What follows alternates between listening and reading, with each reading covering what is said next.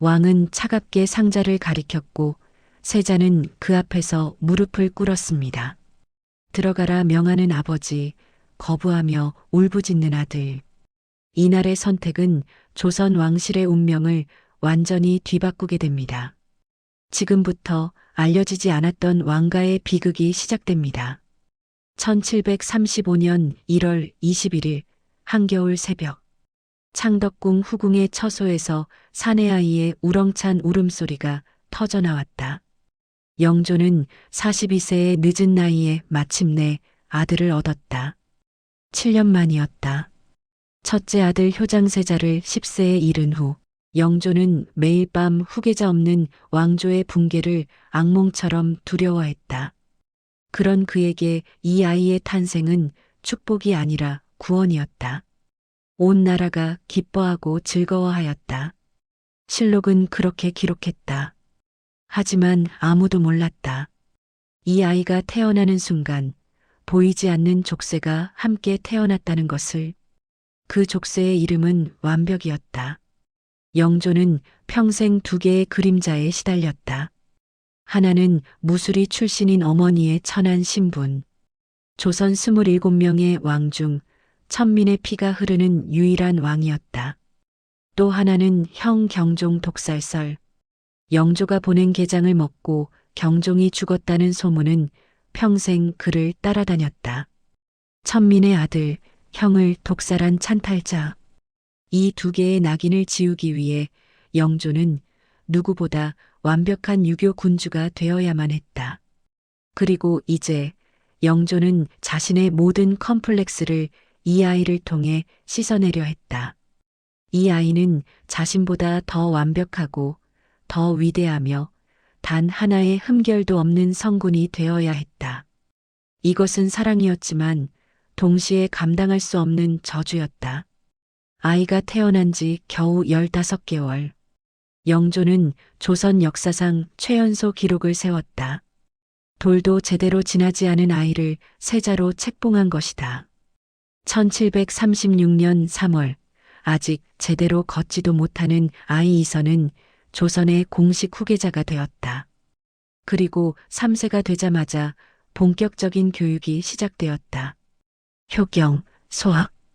3살짜리가 이해할 리 없는 유교 경전을 매일 외워야 했다. 놀랍게도 어린 세자는 천재였다. 영조의 기대를 120% 만족시키는 총명함을 보였다.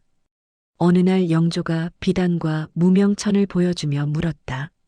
무엇이 사치고 무엇이 검소하냐? 3살 아이가 또박또박 대답했다. 비단은 사치고 무명은 검소합니다. 영조는 감격했다. 신하들은 성군의 자질이라며 찬사를 보냈다. 또 다른 날 밥을 먹던 어린 세자에게 영조가 불렀다. 세자는 즉시 입안의 밥을 전부 뱉어냈다.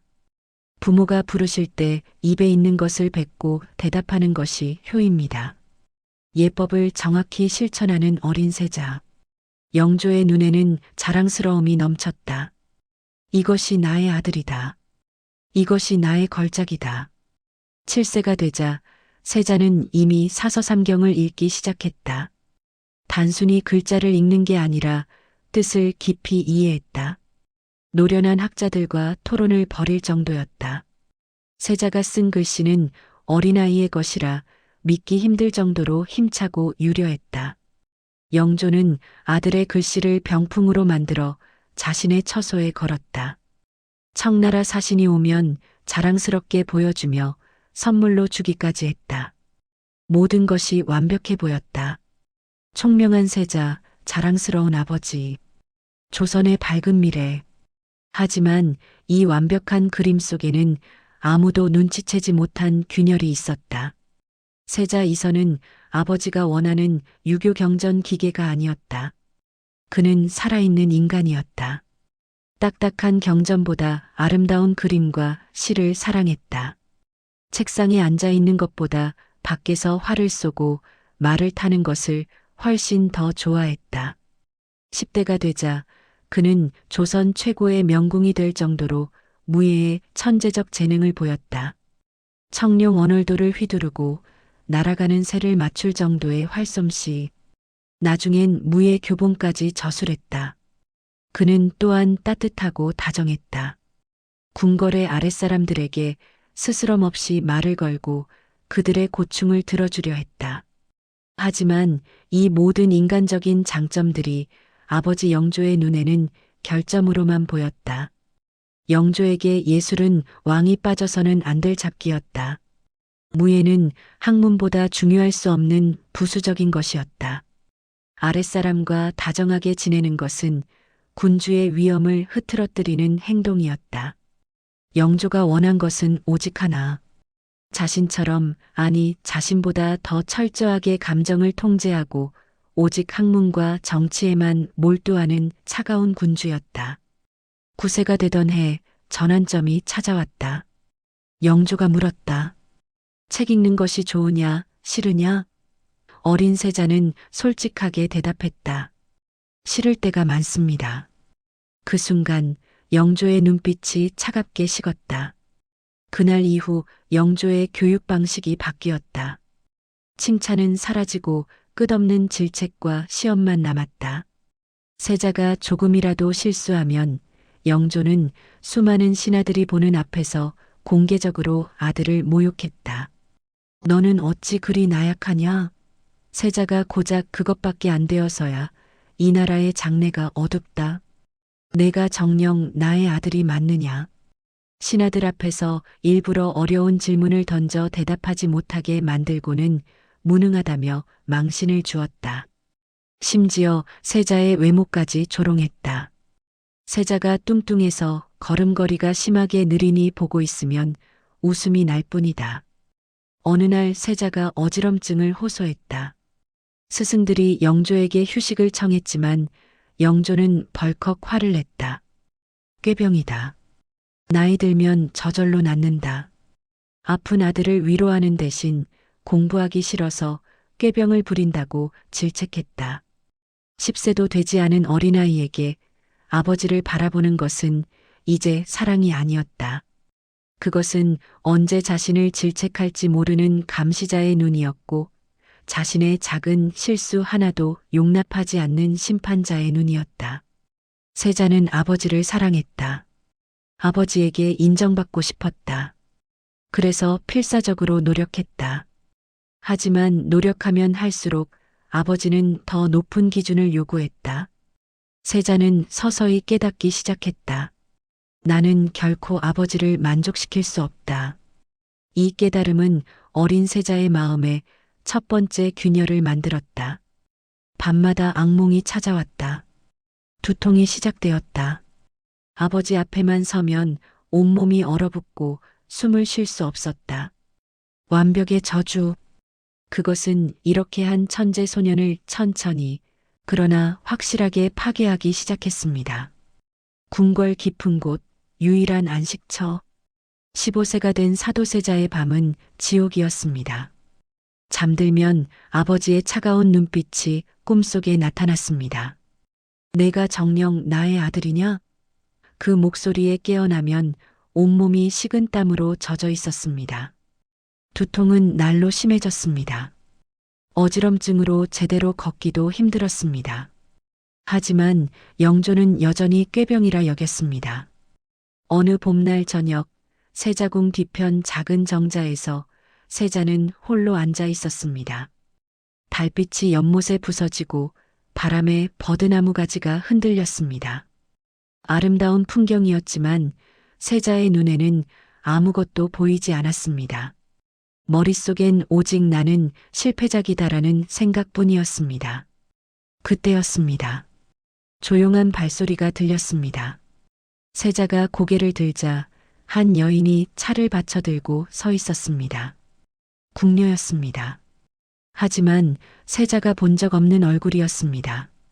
여인은 조심스럽게 차를 올렸습니다. 저하, 밤이 차가우니 따뜻한 차 한 잔 드시옵소서. 목소리가 물처럼 맑았습니다. 세자는 멍하니 그녀를 바라보았습니다. 궁궐의 모든 사람들은 세자를 볼 때 두려움이나 경계의 눈빛을 보였습니다.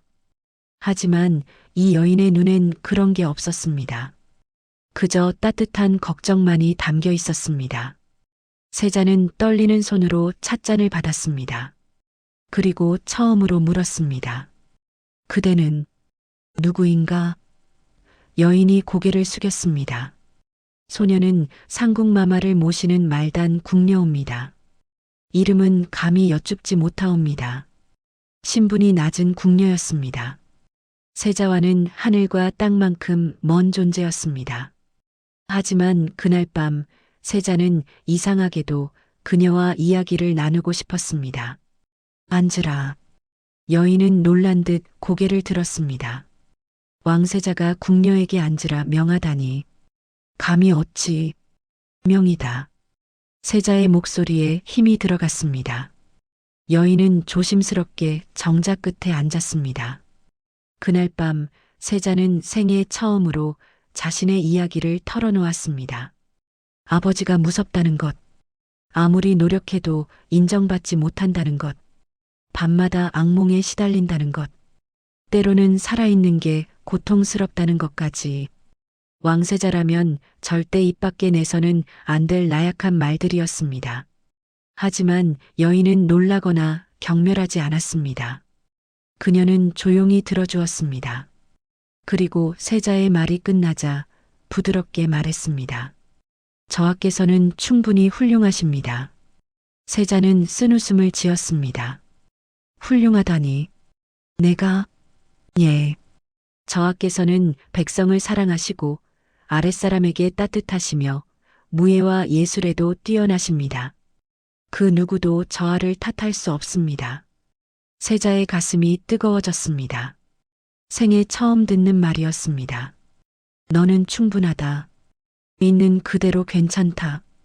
영조는 한 번도 그런 말을 해주지 않았습니다. 항상 더 잘해야 한다. 아직 부족하다였습니다.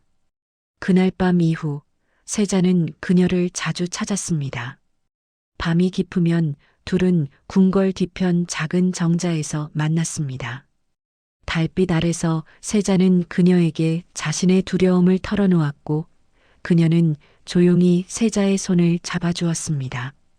신기하게도 그녀와 함께 있으면 두통이 사라졌습니다. 악몽도 덜 찾아왔습니다. 영조 앞에서 떨리던 손도 그녀 앞에서는 평온해졌습니다. 세자는 생애 처음으로 이선이라는 한 사람으로 존재할 수 있었습니다.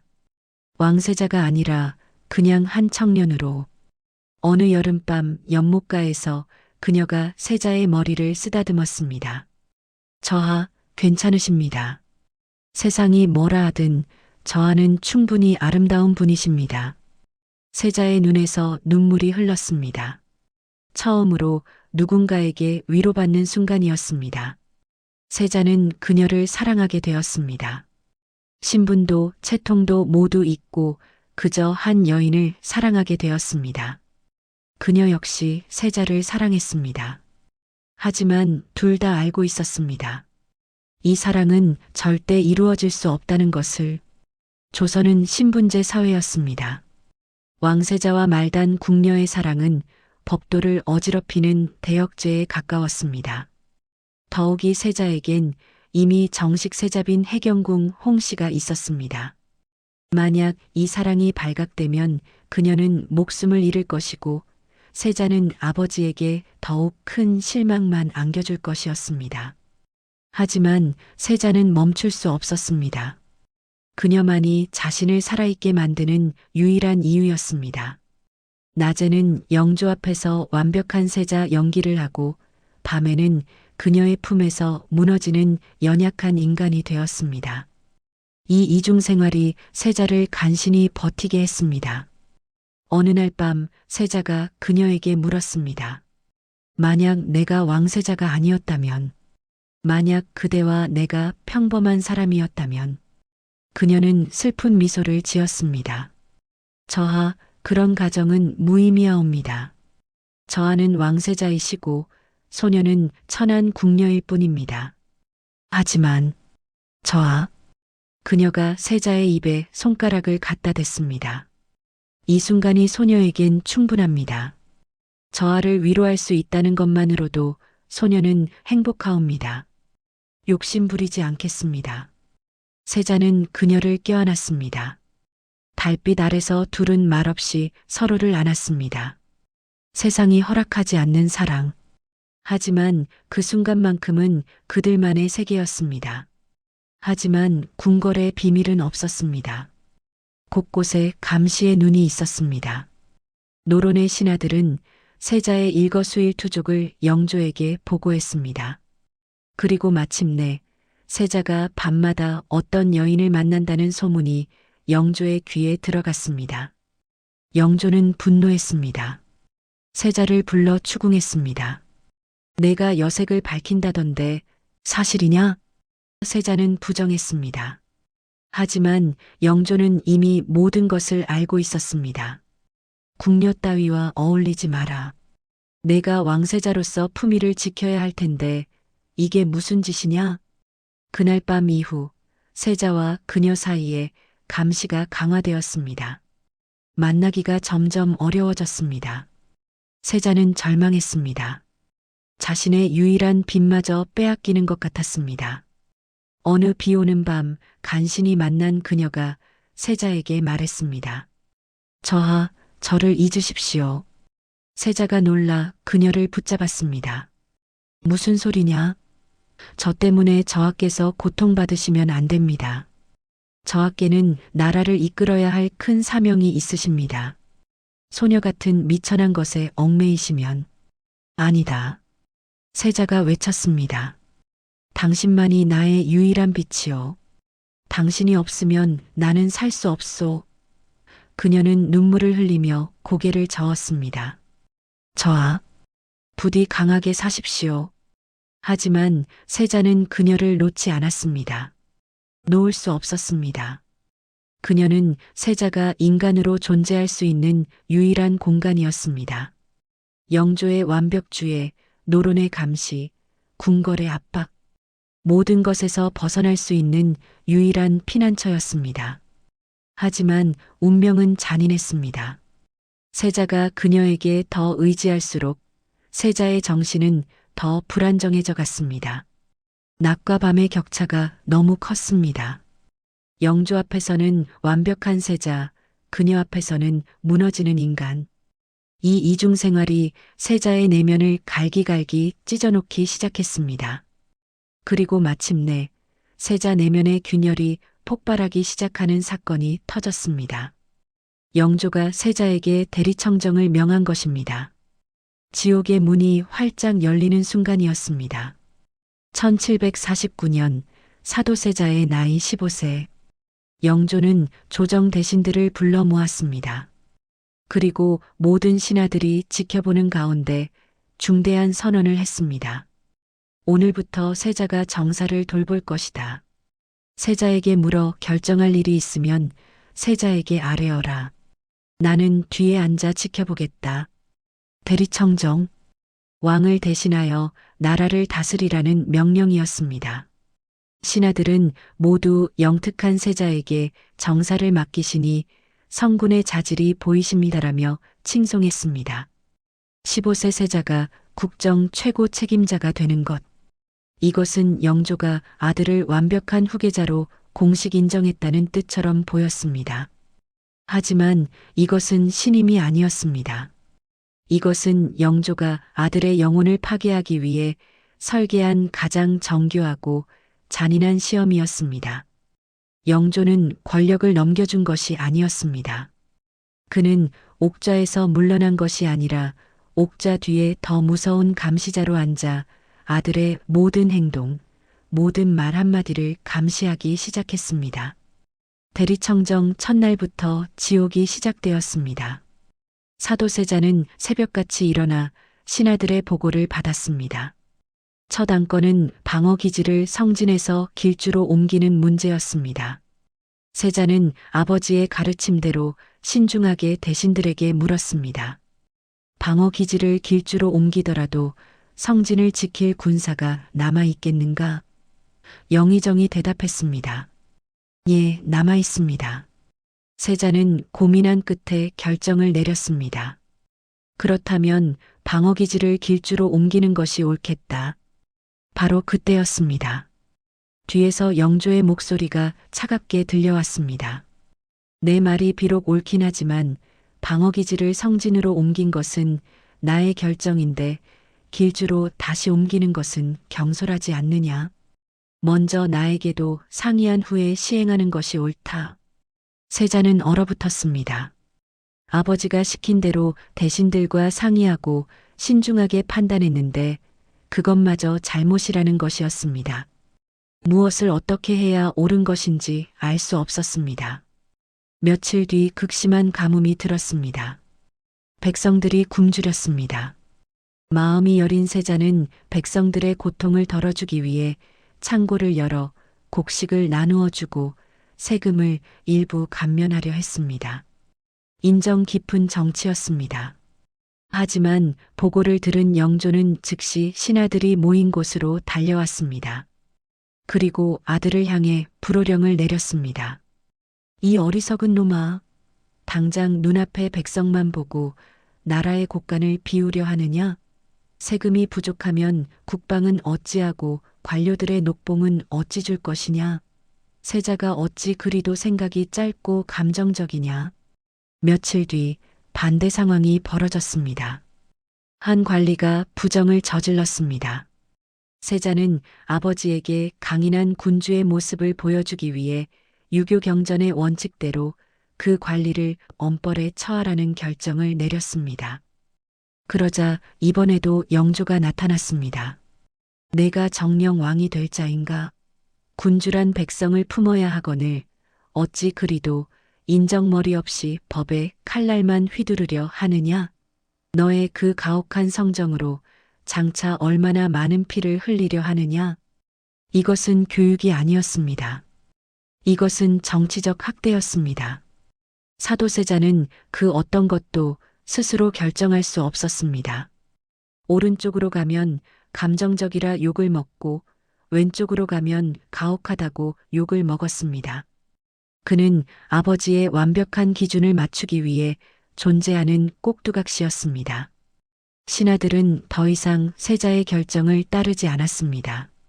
그들은 세자의 얼굴이 아닌 세자 뒤에 있는 영조의 눈치만을 살폈습니다.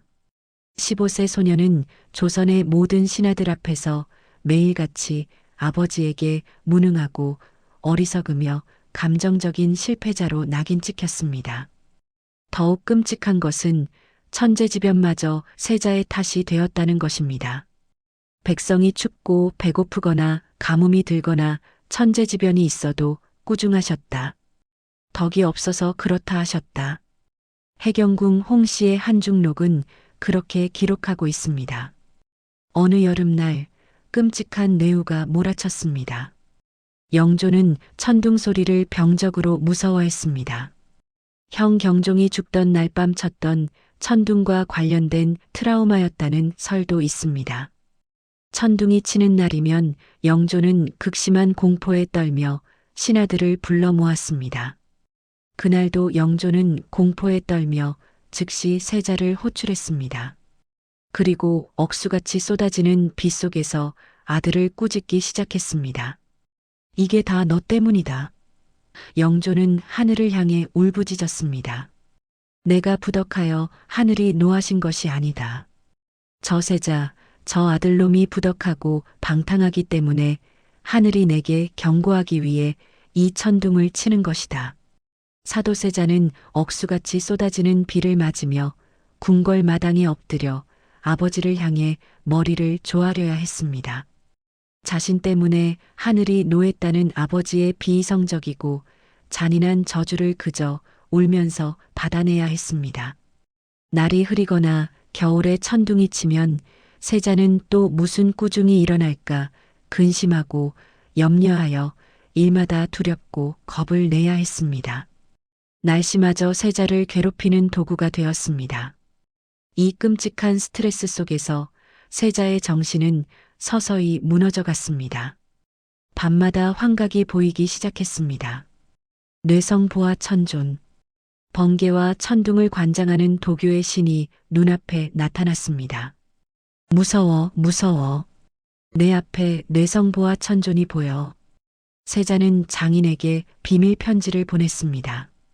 나는 원래 남모르는 우라의 증세가 있는 데다 지금도 더위를 먹은 가운데 임금을 모시고 나오니 긴장돼서 열은 높고 우라는 극도로 달에 답답하기가 미칠 듯합니다. 이런 증세는 의관과 함께 말할 수 없습니다. 경이 우울증을 치료하는 약에 대해 알고 있으니 약을 지어 남몰래 보내주면 어떻겠습니까? 우울증. 세자는 자신의 병을 정확히 알고 있었습니다. 하지만 왕세자가 정신병을 앓고 있다는 사실은 절대 공개될 수 없었습니다. 장인이 몰래 보낸 약을 먹었지만 소용없었습니다. 이번 약을 복용한 지 이미 수일이 지났지만 아무런 차도가 없습니다. 나는 겨우 잠깐 잘 뿐 허황되고 미친 듯합니다. 세자의 증상은 점점 심각해져 갔습니다. 병이 깊어갈수록 점점 아버지 영조에게 문안도 가지 않게 되었습니다. 두 부자가 점점 더 멀어지던 어느 날 영조의 호통 소리가 들렸습니다. 술 들인 자를 찾아내라. 영조가 평소와 다른 발걸음으로 아들이 공부하던 낙선당을 갑자기 찾아온 것입니다. 준비되지 않은 세자의 모습은 엉망이었습니다. 세수도 안 하고 의복도 단정치 못했습니다. 영조는 즉시 아들이 술에 취했다고 의심했습니다. 당시 조선에 기근이 들어 곡식을 낭비하지 않도록 영조가 금주령을 내렸던 시기였습니다. 영조는 너 술 마셨느냐? 감히 내 명령을 어겨? 라며 불같이 화를 냈습니다. 하지만 세자는 사실 술을 잘 마시지 못하는 사람이었습니다. 술을 마시지도 않았는데 아버지한테 다짜고짜 혼나는 억울한 상황이었습니다. 이때 한 상궁이 나서서 말했습니다. 술을 드셨다는 말씀이 원통하니 술 냄새 나는지 한번 맡아보십시오. 보다 못한 상궁이 대신 변명을 해준 것입니다. 그런데 세자는 오히려 영조에게 감히 변명했다며 상궁에게 화를 냈습니다. 그러자 영조는 또 혼냈습니다. 내가 내 앞에서 상궁을 꾸짖다니 어른 앞에서는 개나 말도 꾸짖지 못하는데 너는 어찌하여 그러느냐. 무엇을 해도 틀렸습니다. 변명하면 안 되고 변명을 막아도 안 되었습니다. 그날 두 부자 사이를 더 멀어지게 만드는 또 다른 사건이 벌어졌습니다. 세자가 실수로 촛대를 쓰러뜨려 세자궁에 불이 난 것입니다. 영조는 내가 불안당이냐? 불은 또 왜 지르냐? 라며 세자가 홧김에 일부러 불을 냈다고 의심했습니다. 영조는 신하들이 모여있는 자리에 사도세자를 불러 크게 혼을 냈습니다. 세자는 이번에도 아버지 앞에서 아무런 변명도 할 수 없었습니다. 그러다 어느 날 그간 마음속에 누르고 눌렀던 화가 폭발했습니다. 세자는 우물에 빠져 죽겠다고 하며 스스로 목숨을 끊으려 했습니다. 궁인들이 달려들어 세자를 가까스로 구했습니다. 한편 영조의 눈에는 손자 정조가 들어오기 시작했습니다. 10살이 된 정조는 무럭무럭 자라 영조가 바람하지 않던 완벽한 자질을 갖추어 가고 있었습니다. 지금 세손을 보니 진실로 성취한 효과가 있다. 한없이 많은 일 가운데 이보다 나은 것은 없으니 300년의 명맥이 오직 세손에게 달려있다. 영조의 관심은 점점 실패한 아들에서 총명한 손자로 옮겨갔습니다. 사도세자는 직감했습니다. 아버지는 나를 포기했구나. 아들 정조에게 왕위를 물려주려 하는구나. 절망 속에서 세자는 유일한 위로였던 그녀를 더욱 찾았습니다. 하지만 영조의 감시는 더욱 강화되었고 만나기가 점점 어려워졌습니다. 세자의 유일한 빛마저 사라져가고 있었습니다. 대리청정 10년, 15살에 총명했던 소녀는 20대 중반에 영혼이 완전히 파괴된 망가진 인간이 되어 있었습니다. 그리고 1757년 세자를 보호해주던 마지막 방패들이 세상을 떠나면서 비극은 돌이킬 수 없는 파국을 향해 치닫기 시작했습니다. 1757년 사도세자를 지켜주던 두 개의 거대한 방패가 연달아 무너졌습니다. 2월에는 법적 어머니이자 세자를 친자식처럼 아꼈던 정성왕후가 세상을 떠났습니다. 그리고 한 달 뒤 3월에는 할머니이자 절대적인 보호자였던 대왕대비 인원왕후마저 눈을 감았습니다. 이제 궁궐 안에는 사도세자를 보호해줄 사람이 단 한 명도 남지 않았습니다. 영조의 끔찍한 분노를, 노론의 교묘한 모함을 정면에서 막아줄 사람이 완전히 사라진 것입니다. 노론과 소론은 세자를 둘러싸고 치열하게 싸웠습니다. 노론은 영조를 따르십시오라며 세자를 압박했고, 소론은 세자의 뜻을 펼치십시오라며 다른 말을 속삭였습니다. 어느 대신은 온건하게 처리하십시오라 했고, 다른 대신은 단호하게 결정하십시오라 했습니다. 무엇이 옳은지 판단할 수 없었습니다. 머릿속에서 목소리들이 뒤섞였습니다. 세자는 점점 소론 세력에 동정심을 보이기 시작했습니다. 억울하게 고통받는 그들의 처지가 완벽한 후계자라는 감옥에 갇힌 자신의 처지와 비슷하게 느껴졌기 때문입니다.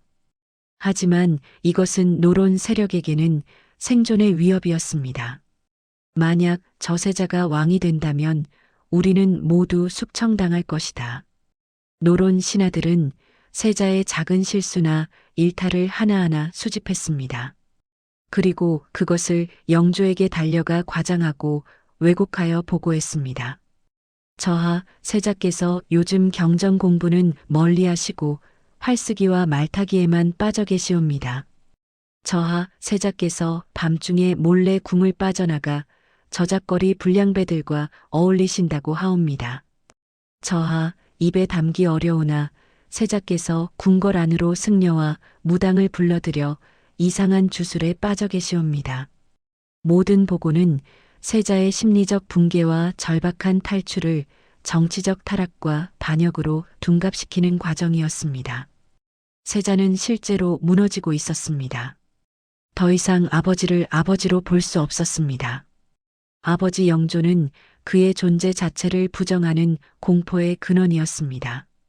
세자는 아버지 영조의 목소리만 들어도 혹은 영조가 거처하는 궁궐 쪽에서 기침 소리만 들려도 온몸을 사시나무 떨듯 떨며 식은 땀을 비오듯 흘렸습니다.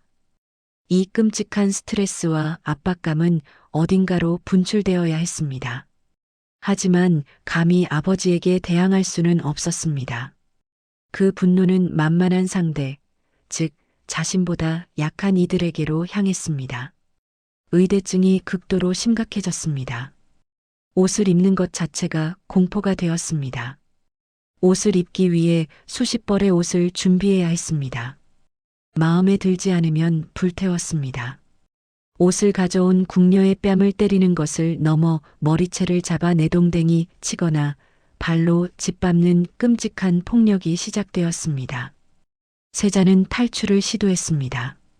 첫 번째 탈출구는 무예와 전쟁놀이였습니다. 하루 종일 갑옷을 입고 칼을 휘둘렀습니다. 궁궐 안에서 내시와 군인들을 동원해 실제 전쟁과 같은 군사훈련을 벌였습니다. 현실의 정치에서는 매일 패배하는 무능한 아들이었지만 전쟁놀이 속에서는 갑옷을 입은 대장군이었습니다. 두 번째 탈출구는 궁궐 밖으로의 비밀 여행이었습니다. 한밤중에 세자복을 벗어 던지고 평민의 옷으로 갈아입었습니다. 그리고 궁궐 담을 넘었습니다. 저작거리의 술집에서 신분을 숨긴 채 백성들과 어울려 술을 마셨습니다. 때로는 평양이나 온양 같은 먼 지방까지 비밀리에 여행을 떠났습니다. 궁궐 밖은 아버지의 감시와 질책이 없는 유일한 자유의 공간이었습니다. 세 번째 탈출구는 가장 위험한 것이었습니다. 바로 종교와 주술이었습니다. 영조가 그토록 경멸했던 도교와 불교에 세자는 깊이 빠져들었습니다. 궁궐에 비밀스러운 제단을 차렸습니다. 도교의 신들을 모셔놓고 제사를 지냈습니다. 승려들을 몰래 불러들여 불경을 외우게 했습니다. 아버지의 종교인 유교는 세자에게 해결책을 주지 못했습니다. 유교는 그에게 참아라, 노력해라, 아버지를 공경하라고만 말했습니다. 하지만 세자는 이미 한계에 다다랐습니다. 자신을 이 고통에서 구원해줄 초월적인 힘을 원했습니다. 하지만 영조와 노론의 눈에는 세자가 미쳤거나 혹은 아버지를 저주하는 역모를 꾸미는 것으로밖에 보이지 않았습니다. 세자는 유일한 위로였던 그녀를 더욱 간절히 찾았습니다. 밤마다 그녀의 품에서만 평온을 찾았습니다. 하지만 궁궐 감시망이 조여들었습니다. 영조가 세자가 여색을 밝힌다며 추궁했습니다. 궁녀 따위와 어울리지 마라. 왕실의 채통이 말이 아니다. 그녀는 세자에게 마지막으로 말했습니다. 저하, 저를 잊으십시오. 저 때문에 저하께서 더 고통받으시면 안 됩니다. 하지만 세자는 놓을 수 없었습니다. 너가 나의 유일한 빛이고 네가 없으면 나는 살 수 없다. 그날 밤 옷을 입다가 화가 치밀어 올랐습니다. 옷을 준비한 상궁이 조금 늦게 들어왔다는 이유만으로 세자는 이성을 잃었습니다. 처음으로 손찌검이 아닌 몽둥이를 들었습니다. 그리고 상궁의 머리를 내리쳤습니다. 상궁은 그 자리에서 죽었습니다. 세자는 떨리는 손으로 피 묻은 몽둥이를 바라보았습니다. 내가 사람을 죽였다. 공포가 엄습했습니다. 하지만 동시에 이상한 해방감도 느꼈습니다. 오랫동안 억눌렀던 분노가 폭발하자 잠시나마 머릿속이 고요해졌습니다. 영조가 세자를 불렀습니다. 왜 사람을 죽였느냐? 세자는 떨리는 목소리로 대답했습니다. 마음속에서 화가 치밀어 견딜 수 없었습니다. 사람을 죽이거나 닭 같은 짐승을 죽여야 제 마음이 풀립니다. 어찌하여 그리하느냐? 마음이 상하여 그리합니다. 부왕께서 사랑하지 않으시기에 서럽고 꾸중하시기에 무서워 화가 되어 그러합니다. 영조는 잠시 침묵했습니다. 그리고 말했습니다. 짐이 이제 그러지 않으리라. 하지만 영조는 아들을 치료하지 않았습니다. 그는 아들의 병을 꾀병으로 나약함으로 치부했습니다. 그 후로 세자의 살인은 멈추지 않았습니다. 당번 내관을 죽이고 궁녀를 죽였습니다. 세자의 손에 목숨을 잃은 이가 100명을 넘었습니다. 궁궐은 공포에 떨었습니다. 세자의 처소에 불려가는 것은 곧 죽음을 의미했습니다. 그리고 마침내 세자의 관계는 가족에게까지 향했습니다. 후궁 경빈 박씨를 무자비하게 때려 죽였습니다. 아내 해경궁 홍씨를 바둑판으로 내리쳤습니다. 해경궁은 가까스로 피했지만 바둑판 모서리에 눈을 맞아 하마터면 실명할 뻔했습니다. 가장 끔찍했던 것은 자신의 유일한 아들, 세손 이상까지 해치려 했다는 것입니다. 어느 날 세자는 어린 아들을 불렀습니다. 그리고 칼을 빼어들어 아들의 목에 겨누었습니다. 이놈, 너도 나를 무시하느냐? 어린 세손은 공포에 질려 할아버지 영조가 있는 곳으로 도망쳐야 했습니다. 또 다른 기록에서는 세자가 어린 아들의 머리채를 잡고 궁궐의 깊은 우물 속으로 집어넣으려 했다고도 합니다. 세자 본인도 자신이 괴물이 되어 간다는 것을 고통스럽게 인지하고 있었습니다. 광기의 발작이 끝난 뒤 정신이 돌아오면 세자는 자신의 손에 묻은 피를 보며 절망했습니다. 내가 병들었다. 내 병이 이 지경이 되었으니 차라리 죽는 것이 낫다. 세자는 실제로 궁궐의 우물에 몸을 던져 여러 차례 스스로 목숨을 끊으려 했습니다. 하지만 그때마다 신하들이 그를 건져냈습니다. 세자는 아버지 영조에게 수없이 애원했습니다. 아바마마, 제가 병들었습니다. 제 스스로를 통제할 수가 없습니다. 제발 저를 살려주십시오. 하지만 영조의 반응은 냉혹했습니다. 영조의 완벽주의는 자신의 걸작인 아들에게 정신병이라는 결함이 있다는 사실 자체를 인정할 수 없었습니다. 꾀병이다. 공부하기 싫어서, 대리청정이 하기 싫어서 미친 척 연기를 하는 것이다. 영조는 아들을 치료하려 한 것이 아니라 교정하려 했습니다. 아들을 만날 때마다 그의 병을 위로한 것이 아니라 그의 나약함을 더욱 거세게 질책했습니다. 내가 너 같은 놈을 세자로 삼다니 내 평생의 가장 큰 실수다. 아버지의 이 끔찍한 거부는 세자에게 마지막 남은 이성의 끈을 완전히 끊어버렸습니다. 아버지는 나를 결코 구원해 주지 않는다. 아버지는 내가 죽기를 바란다. 이 절망적인 깨달음은 세자의 내면에 잠재되어 있던 아버지에 대한 분노와 살의를 마침내 수면 위로 끌어올렸습니다. 세자는 더 이상 아버지에게 용서를 구하지 않았습니다. 세자는 아버지를 죽여야 할 적으로 인식하기 시작했습니다. 편집증이 극에 달했습니다. 궁궐의 모든 사람이 자신의 비밀을 아버지에게 고변할 것이라는 망상에 사로잡혔습니다. 세자는 살생부를 만들었습니다. 자신을 비난했던 노론 신하들, 자신의 행동을 아버지에게 보고했던 내시들의 명단을 벽에 적어놓고 매일 밤 칼을 갈았습니다. 그녀마저 세자를 피하기 시작했습니다. 세자를 보는 그녀의 눈빛엔 이제 사랑이 아니라 두려움만이 가득했습니다. 세자의 유일한 빛마저 사라졌습니다. 세자는 완전히 고립되었습니다. 사랑도 이성도 희망도 모두 잃었습니다. 그리고 마침내 어느 밤 세자는 칼을 들고 궁궐 북쪽을 향해 달려가려 했습니다. 아버지가 거처하는 곳. 아버지를 죽여야 내가 산다. 하지만 그 순간 궁인들이 세자를 붙잡았습니다. 그리고 이 모든 사실이 영조의 귀에 들어갔습니다. 운명의 날이 다가오고 있었습니다. 1762년 초여름 궁궐은 숨막히는 침묵 속에 잠겨 있었습니다. 모두가 알고 있었습니다. 세자와 영조 사이에 무언가 끔찍한 일이 벌어질 것이라는 것을. 공기는 화약 냄새로 가득했고 폭발은 시간 문제였습니다. 세자의 살인은 이제 일상이 되었습니다. 아침에 옷을 입다가 마음에 들지 않으면 궁녀를 죽였습니다. 저녁에 음식이 입맛에 맞지 않으면 내시를 죽였습니다. 이유 없이 화가 치밀면 지나가는 하인을 죽였습니다. 해경궁 홍씨는 매일 아침 남편의 처소에서 또 누가 피를 흘리며 시체로 끌려 나올지 몰라 두려움에 떨어야 했습니다. 궁궐의 모든 사람들은 세자의 눈을 마주칠까 두려워 고개를 숙이고 다녔습니다. 하지만 세자 본인이 가장 고통스러웠습니다.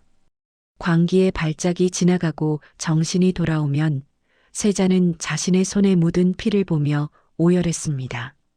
내가 무슨 짓을 한 것이냐? 내가 괴물이 되어가고 있구나.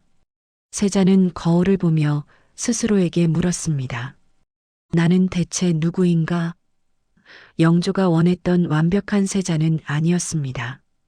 그렇다고 자신이 원했던 이선도 아니었습니다. 이제 세자는 사람을 죽이는 괴물, 스스로도 두려워하는 존재가 되어 있었습니다. 어느 날 밤 세자는 간신히 그녀를 만날 수 있었습니다. 오랜만이었습니다. 세자는 그녀를 보자마자 무릎을 꿇고 울었습니다. 나를 구해다오. 내가 미쳐가고 있다. 나는 괴물이 되고 있다. 하지만 그녀는 뒤로 물러섰습니다. 세자에게 다가가지 않았습니다. 그녀의 눈빛이 달라져 있었습니다. 예전의 따뜻함은 사라지고 그 자리에 공포와 두려움만이 가득했습니다. 저아. 그녀의 목소리가 떨렸습니다. 소녀는 더 이상 저아 곁에 있을 수 없습니다. 무슨 소리냐? 세자가 다가가려 하자 그녀는 더 뒤로 물러섰습니다. 저하께서 저하께서 사람들을 죽이신다는 소문을 들었습니다. 궁녀들을, 내시들을, 심지어 후궁마마까지. 세자는 얼어붙었습니다. 그건 내가 원한 것이 아니다. 나도 모르게. 화가 치밀어 올라. 저하. 그녀가 고개를 저었습니다. 예전에 저하는 따뜻하고 다정하신 분이셨습니다. 하지만 지금의 저하는 소녀가 아는 저하가 아니십니다. 아니다. 세자가 외쳤습니다. 나는 변하지 않았다. 너 앞에서만큼은 나는 여전히 이선이다. 하지만 그녀는 눈물을 흘리며 고개를 저었습니다. 소녀는 두렵습니다. 저하를 보면 이제는 사랑이 아니라 두려움이 먼저 듭니다. 그 말은 세자의 심장을 칼로 찌르는 것과 같았습니다. 자신의 유일한 빛이었던 그녀마저, 자신을 있는 그대로 받아들여 주었던 유일한 사람마저 이제 자신을 괴물로 보고 있었습니다. 가지 마라. 세자가 애원했습니다. 너마저 나를 떠나면 나는 정말로 미쳐버릴 것이다. 하지만 그녀는 뒤돌아섰습니다. 저하, 부디 평안하십시오. 그녀가 어둠 속으로 사라졌습니다. 세자는 그 자리에 무릎을 꿇은 채 하염없이 울었습니다. 마지막 남은 인간성의 끈마저 끊어지는 순간이었습니다. 다음 날부터 세자의 관기는 더욱 악화되었습니다. 이제 세자에게는 잃을 것이 아무것도 없었습니다. 사랑도 희망도 구원도 모두 사라졌습니다. 세자는 자신의 생모 영빈 이 씨의 처소에 칼을 들고 뛰어들어갔습니다. 이게 다 나를 이렇게 낳은 어머니 탓이다. 영빈 이 씨는 공포에 질려 비명을 질렀습니다. 신하들이 달려와 간신히 세자를 제지했습니다. 어느 날은 어린 새손 이산이 공부하는 모습을 지켜보다가 갑자기 칼을 빼어들었습니다. 너 때문에 내가 아버지께 더 미움을 받는다. 새손은 공포에 질려 도망쳤습니다. 겨우 11살의 어린아이가 자신의 아버지에게서 도망쳐야 하는 끔찍한 상황이었습니다. 이 모든 광기 속에서도 세자에게는 한 가닥 이성이 남아 있었습니다. 발작이 지나가고 정신이 돌아오면 세자는 자신이 무슨 짓을 저질렀는지 정확히 알고 있었습니다. 그리고 그것이 더 큰 고통이었습니다. 내가 내 아들을 죽이려 했다고? 세자는 자신의 손을 바라보며 경악했습니다. 내가 정말로 괴물이 되었구나. 아버지 말씀이 맞았구나. 나는 미치광이가 맞구나. 세자는 다시 우물로 향했습니다. 이번에는 정말로 죽기 위해서였습니다. 하지만 또다시 신하들이 그를 붙잡았습니다. 저하, 아니되옵니다. 세자는 울부짖었습니다. 나를 놓아라. 나는 죽어야 한다. 내가 살아있으면 더 많은 사람이 죽는다. 한편 노론 세력은 이 모든 상황을 면밀히 관찰하고 있었습니다. 그들은 세자의 모든 광기, 모든 살인, 모든 기행을 하나하나 기록했습니다. 그리고 결정적인 순간을 기다렸습니다. 그 순간은 곧 찾아왔습니다. 1762년 윤호월 어느 밤 세자가 칼을 차고 궁궐 북쪽을 향해 가려 했다는 보고가 올라왔습니다. 북쪽은 영조가 거처하는 곳이었습니다. 세자가 아버지를 죽이려 했다. 이것은 대역죄였습니다. 노론은 기다렸던 기회를 잡았습니다. 그들 중 말단 관리였던 나경원이 영조에게 밀봉상소를 올렸습니다. 그 상소에는 세자의 모든 죄가 낱낱이 적혀 있었습니다. 100명이 넘는 살인, 후궁살해, 궁녀와의 음란한 행위, 승려와 무당을 불러들인 사술, 밤중에 궁궐 탈출, 그리고 마지막으로 왕을 시해하려 한 대역죄. 영조는 홀로 그 상소문을 읽었습니다. 그의 손이 사시나무 떨듯 떨렸습니다. 분노가 아니었습니다. 그것은 공포였습니다. 자신이 평생 막아왔던 반역과 역모를 자신의 아들이 자신을 향해 저지르고 있었습니다. 하지만 문제가 있었습니다. 세자를 역적으로 처형하면 그의 아들 세손 이산도 역적의 아들이 됩니다. 왕위 계승이 끊어집니다. 영조는 밤새 고민했습니다. 다음 날 새벽 영조는 세자의 생모 영빈 이 씨를 불렀습니다. 그리고 가장 잔인한 선택을 강요했습니다. 당신의 아들이 나를 죽이려 했소. 국법대로라면 당신의 아들은 물론 당신의 손자까지 삼족을 멸해야 하오. 영빈 이 씨는 하늘이 무너지는 듯한 절망에 빠졌습니다. 영조는 차가운 목소리로 말했습니다. 이제 선택하시오. 아들과 손자를 모두 역적으로 죽게 할 것이오. 아니면 아들을 버리고 손자와 왕실을 구할 것이오. 한 어머니에게 내려진 세상에서 가장 잔인한 최후 통첩이었습니다. 영빈 이 씨는 밤새 울었습니다. 자신이 낳은 아들 미쳐버렸지만 한때는 총명하고 따뜻했던 그 아이를 생각하며 통곡했습니다. 하지만 다음 날 새벽 그녀는 결정을 내렸습니다. 어머니로서 가장 고통스러운 하지만 왕실의 어른으로서 내려야 할 결정이었습니다. 영빈 이 씨는 영조에게 달려가 무릎을 꿇었습니다. 그리고 피눈물을 흘리며 말했습니다. 전하, 세자의 병이 이미 가망이 없사옵니다. 그가 한 일은 종묘사직을 위태롭게 할 지경에 이르렀습니다. 차마 어미로서 할 말은 아니오나 부디 세손과 왕실을 위하여 세자를 결단하여 주시옵소서.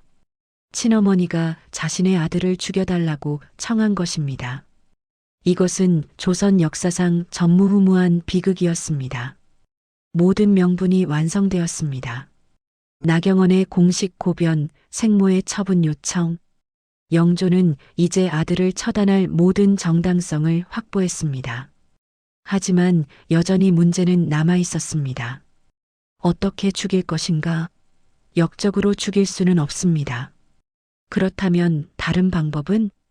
영조는 조선 왕조 500년 역사상 그 누구도 상상하지 못했던 가장 기괴하고 가장 잔인한 사형 방법을 선택했습니다. 아들을 역적으로 죽이는 것이 아니라 미친 아들을 아버지의 권한으로 벌주다가 실수로 죽게 만드는 것. 그것은 바로 아들을 살아있는 채로 뒤주 속에 가두어 굶겨 죽이는 것이었습니다. 1762년 윤호월 13일 영조는 명령을 내렸습니다. 뒤주를 가져오라.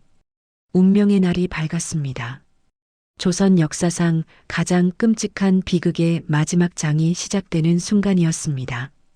1762년 윤호월 13일 그치는 듯한 여름날 아침. 창경궁의 공기는 병적인 침묵으로 가득했습니다. 나무잎조차 감히 흔들리지 못했고 새들조차 감히 울지 못했습니다. 영조는 왕의 정복인 골룡포를 입지 않았습니다. 그렇다고 아들의 죽음을 애도하는 상복을 입지도 않았습니다. 그는 평상시 입던 소복, 평범하고 하얀 옷을 입었습니다. 이것은 이 끔찍한 처형이 국가적 심판이 아니라 가정 내의 징벌임을 상징하는 무서운 연출이었습니다. 영조는 창경궁 휘령전 앞 넓은 마당으로 나섰습니다. 수백 명의 신하들이 숨죽인 채 그 자리에 모여 있었습니다. 모두가 알고 있었습니다. 오늘 무슨 일이 벌어질 것인지를. 왕세자를 이리로 끌고 오라. 영조의 명령이 떨어졌습니다. 잠시 후 사도세자가 병사들에게 붙들려 마당으로 끌려 나왔습니다. 그의 나이 28세. 한때 조선에서 가장 힘이 장사였던 그였지만 왕의 군대 앞에서는 무력했습니다. 세자는 아버지의 차가운 눈빛을 마주하자 본능적인 공포에 휩싸여 땅에 엎드렸습니다. 온몸이 사시나무 떨듯 떨렸습니다. 영조가 낮고 메마른 목소리로 입을 열었습니다. 내가 저지른 죄악을 내가 아느냐? 세자는 늘 그랬듯이 땅에 머리를 찌으며 울부짖었습니다. 아바마마, 소자 무슨 죄를 지었사옵니까? 제발, 제발 용서하여 주시옵소서. 용서라는 말에 영조의 마지막 남은 감정이 폭발했습니다. 용서? 내가 나의 후궁을 죽이고, 나의 내시들을 죽이고, 나의 궁궐을 피로 물들이고, 감히 이 아비를 죽이려 칼을 들고, 이제 와서 용서를 구한단 말이더냐? 영조는 신하에게 소리쳤습니다. 칼을 가져오라. 신하 하나가 날카로운 은장도를 영조 앞에 바쳤습니다. 영조는 그 칼을 집어들어 아들이 엎드려 있는 돌바닥을 향해 내던졌습니다. 칼이 세자 앞바닥에 떨어지며 쨍그랑 소리를 냈습니다. 내 죄는 왕조의 법으로도 다스릴 수 없을 만큼 크다. 이 아비의 눈앞에서 내 스스로 자결하라. 자결 명령. 이것은 영조가 아들에게 베푼 마지막 자비이자 가장 잔인한 정치적 계산이었습니다. 만약 세자가 이 명령을 받아들여 스스로 목숨을 끊는다면 그는 역적이 아니라 죄를 뉘우친 왕세자로 죽을 수 있었습니다. 그의 아들 세손 이사는 역적의 아들이라는 낙인을 면할 수 있었습니다. 하지만 세자는 칼을 쳐다보지도 않았습니다. 그는 살고 싶었습니다. 미쳤을지언정, 괴물이 되었을지언정, 살고 싶었습니다. 그는 칼을 집어들지 않고 피가 나도록 돌바닥에 머리를 찌으며 한마디만 반복했습니다. 살려주십시오, 아바마마. 제발 살려주십시오. 세자의 이 삶에 대한 애원은 영조의 눈에는 왕의 명령을 거부하는 마지막 반역으로 보였습니다. 죽으라는 명조차 거역하는구나. 끝까지 나를 거역하는구나. 영조의 얼굴에서 모든 표정이 사라졌습니다. 그는 아버지이기를 완전히 포기했습니다. 바로 그때였습니다. 끔찍한 살기가 가득한 마당으로 작은 그림자 하나가 미친 듯이 달려들어왔습니다. 11살의 어린 소년 사도세자의 아들이자 영조의 손자인 세손 이산이었습니다. 어린 세손은 할아버지와 아버지 사이의 이 끔찍한 대치를 이미 알고 있었습니다. 그는 아버지가 죽을지도 모른다는 공포에 자신을 지키던 내시들을 뿌리치고 맨발로 달려온 것입니다. 소녀는 돌바닥에 피를 흘리며 엎드려 있는 자신의 아버지 앞으로 달려갔습니다. 그리고 자신의 작은 몸을 활짝 펼쳐 아버지를 감싸며 할아버지를 향해 찢어지는 목소리로 울부짖었습니다. 할바마마, 아바마마를 제발, 아바마마를 살려주시옵소서. 할바마마, 아바마마가 무슨 죄를 지었사옵니까? 차라리 이 손자를 죽여주시옵소서. 11살의 소년이 자신의 목숨을 걸고 아버지를 지키려 나선 것입니다. 이 눈물겨운 효심 앞에 그 어떤 냉혹한 인간이라도 마음이 흔들렸을 것입니다. 하지만 영조는 흔들리지 않았습니다. 아니, 그는 더욱 냉혹해졌습니다. 영조가 이 모든 끔찍한 일을 벌이는 이유가 바로 저 세손 때문이었습니다.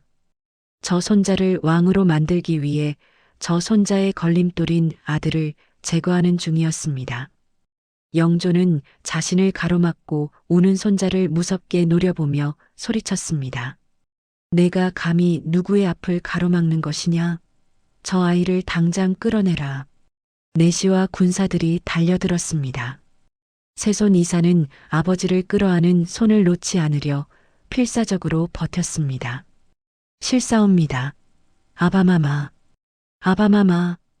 소년의 울부짖는 절규는 궁궐 전체에 울려 퍼졌습니다. 그는 자신을 떼어내려는 군사들의 손에 질질 끌려나갔습니다. 끌려나가면서도 그는 끝까지 할아버지를 향해 애원했습니다. 할바마마, 제발. 이 순간 11살 소년 정조의 가슴 속에는 평생 지워지지 않을 각인이 새겨졌습니다. 자신을 지켜주지 못한 무력한 아버지에 대한 슬픔, 그리고 아버지를 죽이려 하는 무서운 할아버지에 대한 공포와 원망. 이것이 그의 평생을 지배할 트라우마가 되었습니다. 손자가 끌려나간 마당에는 다시 아버지와 아들 단둘만 남았습니다. 사도세자는 자신의 마지막 희망이었던 아들마저 끌려나가는 것을 보며 완전히 절망했습니다. 영조는 마당 한 구석을 향해 손짓했습니다. 신하들이 무겁게 끙끙거리며 거대한 나무 상자 하나를 마당 한가운데로 끌고 왔습니다. 뒤주였습니다. 궁궐에서 쌀을 보관할 때 쓰는 가로세로 넉자 약 1.2m, 높이 역시 그 정도 되는 성인 남자가 겨우 웅크리고 들어갈 수 있는 거대하고 튼튼한 나무 상자였습니다. 사도세자의 눈이 공포로 하얗게 질렸습니다. 그는 아버지가 무엇을 하려는지 그제야 깨달았습니다. 온몸이 얼어붙었습니다. 영조가 뒤주를 가리키며 아들을 향해 조선 역사상 가장 끔찍한 마지막 명령을 내렸습니다. 저 안으로 들어가라. 이것은 죽으라는 명령보다 더 잔인했습니다. 스스로 걸어서 너의 관 속으로 들어가라는 명령이었습니다. 세자는 공포에 질려 뒷걸음질 쳤습니다. 실사옵니다. 아바마마. 차라리 저를 칼로 죽여주시옵소서. 그는 마지막 남은 힘을 다해 저항했습니다. 조선 최고의 무예를 지닌 장사였던 그는 달려드는 병사들을 뿌리치며 절규했습니다. 하지만 더 많은 군사들이 창과 칼을 겨누며 그를 포위했습니다. 영조는 아들의 저항을 명분으로 삼았습니다. 보아라. 저놈은 아비의 마지막 명까지 거역하는 역적이다. 군사들은 왕세자의 몸을 창대로 찌르고 칼등으로 내리치며 그를 굴복시켰습니다. 피투성이가 된 사도세자는 마침내 울부짖으며 군사들의 손에 이끌려 그 비좁은 뒤주 속으로 스스로 몸을 구겨 넣었습니다. 그가 그 어둠 속으로 완전히 사라지자 병사들이 무거운 나무 뚜껑을 그 위로 밀어 닫았습니다. 쿵! 무거운 소리와 함께 세자는 완전한 어둠 속에 갇혔습니다. 끝이 아니었습니다. 영조는 아들이 다시는 기어나오지 못하도록 혹은 누군가 그를 몰래 풀어주지 못하도록 확실한 못을 박았습니다. 거대한 돌을 가져오게 하여 뒤주 뚜껑을 짓눌렀습니다. 그리고 뒤주의 입구를 새끼줄로 꽁꽁 묶었습니다. 마지막으로 자신의 어보, 왕의 도장이 찍힌 봉인 종이를 그 위에 붙였습니다. 왕의 명령으로 봉인함. 누구든 이것을 훼손하는 자는 왕의 명령을 어긴 대역죄인이 된다는 끔찍한 경고였습니다. 영조는 그 뒤주를 차가운 눈으로 한참 동안 내려다보았습니다. 그리고 아무 말 없이 자신의 처소로 돌아갔습니다. 그날부터 8일간의 공식적인 지옥이 시작되었습니다. 첫 이틀 동안 뒤주 안에서는 사도세자의 끔찍한 절규가 밤낮으로 울려 퍼졌습니다. 아바마마, 제가 잘못했사옵니다. 제발 이 문 좀 열어주십시오. 그는 뚜껑을 향해 자신의 몸을 미친 듯이 부딪혔습니다. 쿵쿵쿵. 궁궐의 모든 사람들은 그 소리를 숨죽이며 들어야 했습니다. 사흘째가 되자 여름의 태양은 뒤주를 거대한 찜통으로 만들었습니다. 섭씨 40도가 넘는 어둠 속에서 그는 탈수로 미쳐가기 시작했습니다. 목소리는 이미 쉬어잠겨 더 이상 소리를 지르지 못했습니다. 그저 손톱으로 뒤주 안쪽 나무를 사각사각 긁는 소리와 물 이라는 가느다란 신음소리만 간신히 새어나올 뿐이었습니다. 그 시각 그의 아내 해경궁 홍씨는 남편이 죽어가는 그 마당에 감히 접근할 수 없었습니다. 그녀가 할 수 있는 일은 자신의 아들 세손 이산을 부둥켜 안고 함께 우는 것뿐이었습니다. 5째가 넘어가면서 뒤주는 완전한 침묵에 잠겼습니다. 손톱으로 긁는 소리도 신음소리도 그 어떤 소리도 들리지 않았습니다. 모든 것이 멈췄고 오직 그 끔찍한 나무 상자 안에서 죽음의 냄새만이 스멀스멀 피어오르기 시작했습니다. 그리고 8번째 날 1762년 윤오월 21일 모든 것이 완전히 끝났습니다. 영조는 신하에게 명했습니다. 뒤주의 봉인을 뜯어라. 신하들이 두려움에 떨며 뒤줄을 묶었던 새끼줄을 풀고 무거운 돌을 치웠습니다. 그리고 그 끔찍했던 8일간의 지옥, 나무 뚜껑을 열어젖혔습니다. 그 안에는 28세, 한때 조선의 가장 빛나는 태양이었던 왕세자가 자신의 배설물과 피, 그리고 땀으로 범벅이 된 채 고통스럽고 가장 비참하며 가장 굴욕적인 모습으로 웅크린 채 숨져 있었습니다. 한쪽 무릎은 끝내 펴지지 않았습니다. 8일간 그 비좁은 공간에서 웅크린 채 죽어간 흔적이었습니다. 아들의 끔찍한 시신을 마주한 아버지 영조는 그제야 비로소 울음을 터뜨렸습니다. 그는 땅을 치며 통곡했습니다. 세자야, 내 아들아, 어찌하여 내가 이 지경이 되었느냐? 이 모든 것이 이 아비의 부덕한 탓이다. 이것은 악어의 눈물이었을까요? 아니면 뒤늦은 아버지의 진심이었을까요? 아마도 둘 다였을 것입니다. 영조는 그 자리에서 아들의 세자 지위를 다시 회복시켰습니다. 그리고 자신이 죽인 아들에게 영원히 그를 따라다닐 이름을 내려주었습니다. 사도, 생각할 사, 슬퍼할 도, 너를 생각하며 슬퍼하노라. 아버지가 아들을 죽이고 그 아들의 이름에 슬픔을 새겨 넣었습니다. 이것은 영조가 역사 앞에 남긴 가장 끔찍한 위선이자 가장 고통스러운 고백이었습니다. 조선 왕조 500년 역사상 가장 끔찍한 비극이 막을 내렸습니다. 하지만 이 비극은 끝난 것이 아니었습니다. 이제 무대는 할아버지와 손자에게로 옮겨갔습니다. 사도세자의 장례는 왕세자의 장례라고는 할 수 없을 만큼 초라하게 치러졌습니다. 그는 경기도 양주의 어느 초라한 언덕에 묻혔습니다. 영조의 문제는 해결되었습니다. 영조의 목표인 세손 이사는 보호되었습니다. 영조의 왕국은 지켜졌습니다. 하지만 영조는 자신이 무슨 짓을 했는지 정말로 알았을까요? 그는 문제를 해결한 것이 아니었습니다. 그는 문제를 더 크고 더 무섭게 유전시켰을 뿐입니다. 아버지의 죽음을 두 눈으로 똑똑히 지켜본 11살의 어린 손자 세손 이산. 그의 심장 속으로 아버지의 한이 고스란히 스며들었습니다. 아버지가 죽은 뒤 세손 이산의 지위는 기괴하게 뒤틀렸습니다. 영조는 손자를 자신의 왕위 계승자로 삼기 위해 끔찍한 법적 조작을 감행했습니다. 세손 이산을 죽은 효장세자, 즉 사도세자의 형의 양자로 입적시켜버린 것입니다. 너는 이제부터 죄인 사도의 아들이 아니다. 너는 나의 장남이었던 효장세자의 아들이다.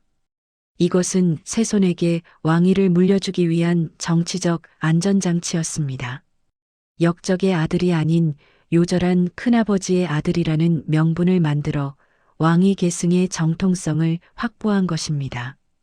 하지만 11살 소년에게 이것은 세상에서 가장 잔인한 명령이었습니다. 내 아버지를 잊어라. 내 아버지를 부정하라. 내 아버지는 너의 아버지가 아니다. 할아버지는 자신의 손으로 아들을 죽인 것도 모자라 그 아들의 존재 자체를 손자의 기억 속에서, 역사 속에서 완벽하게 말살하려 한 것입니다. 세손 이사는 이 명령에 복종해야만 했습니다. 살아남아야 했고 훗날 왕이 되어야 했습니다. 그는 공식적인 자리에서 더 이상 사도세자를 아바마마라 부를 수 없었습니다. 얼굴도 기억나지 않는 죽은 큰아버지 효장세자를 자신의 아버지로 불러야 했습니다. 하지만 그의 마음속에서 아버지는 단 한순간도 죽지 않았습니다. 아니, 오히려 그의 아버지는 그의 마음속에서 더욱 선명하고 더욱 거대한 존재가 되어갔습니다. 뒤주 속에 갇혀 8일 동안 물 한 모금 마시지 못하고 고통 속에 죽어간 나의 아버지. 할아버지와 신하들에 의해 억울하게 죽임당한 나의 아버지. 이 기억은 소년의 영혼에 새겨진 지워지지 않는 주홍 글씨였습니다.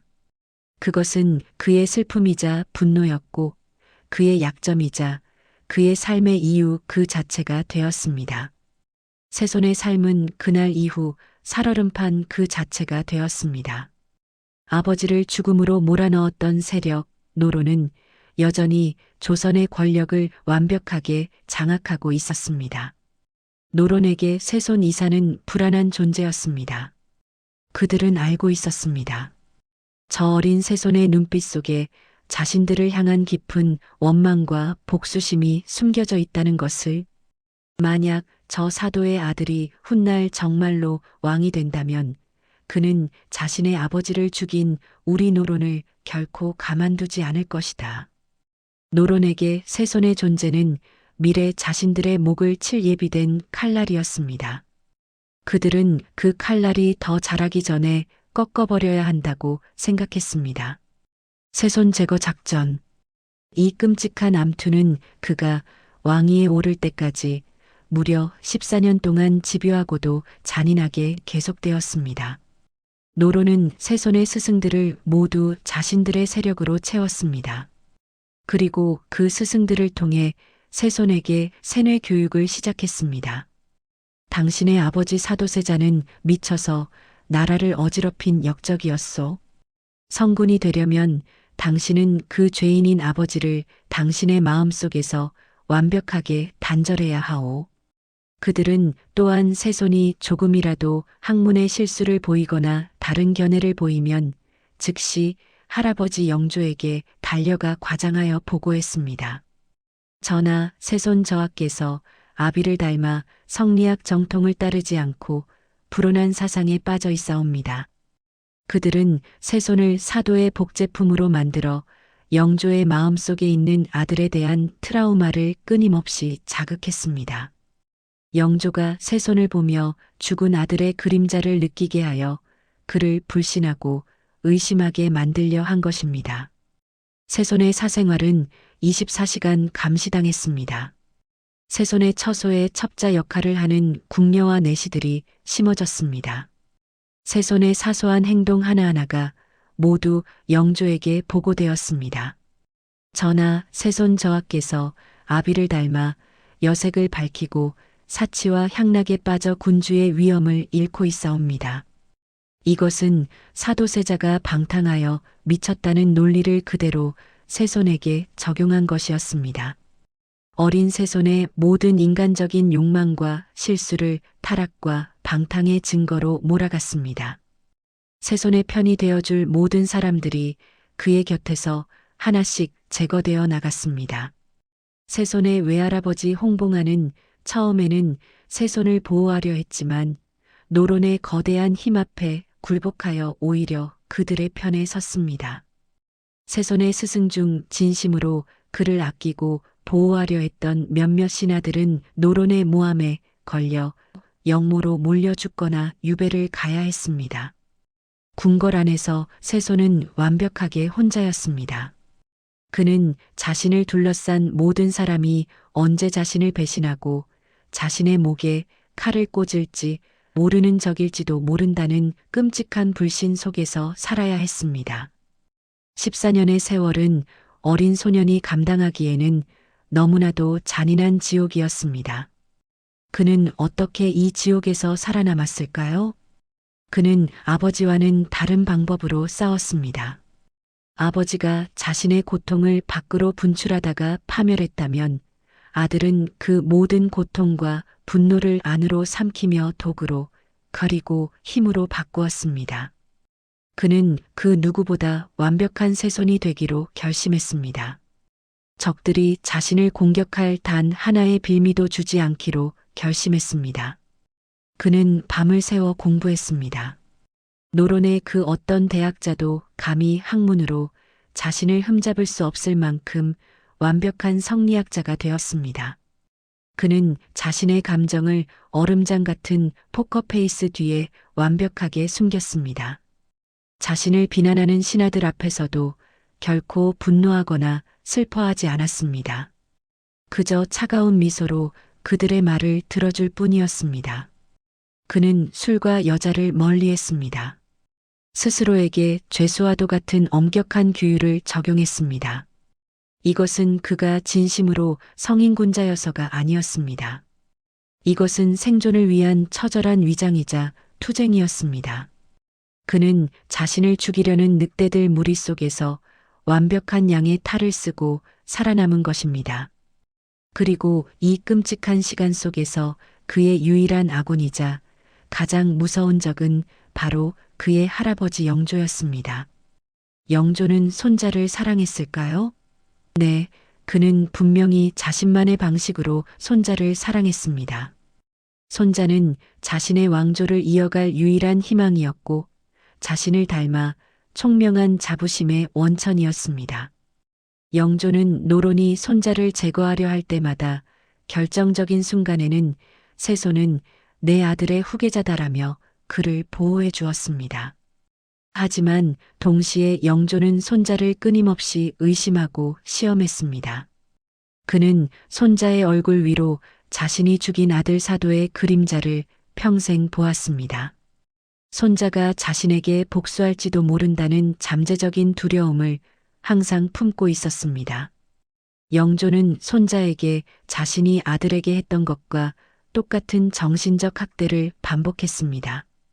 어느 날 영조는 세손을 불러 아무런 이유 없이 말했습니다.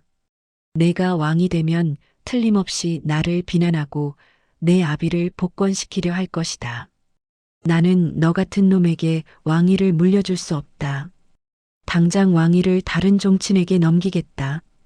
이것은 세손의 진심을 떠보기 위한 끔찍한 시험이었습니다. 세손은 차가운 돌바닥에 엎드려 눈물을 흘리며 죄인처럼 용서를 빌어야 했습니다.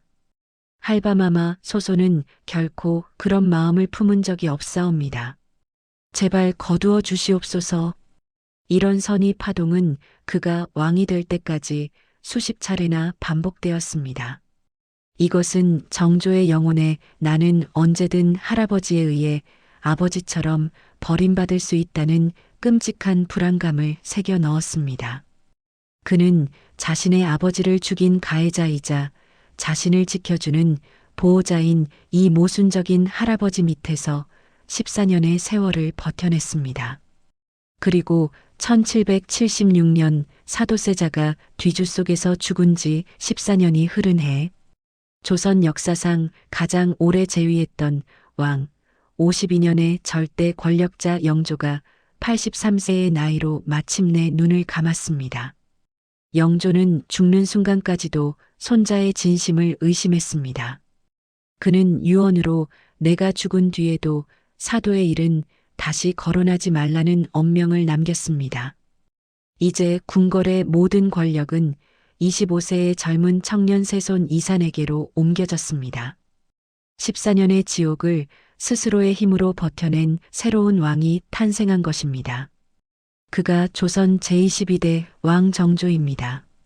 정조는 왕위에 오르는 즉위식 날 수백 명의 신하들이 자신을 향해 머리를 조아리는 그 자리에서 역사를 뒤흔드는 자신의 첫 번째 말을 내뱉었습니다.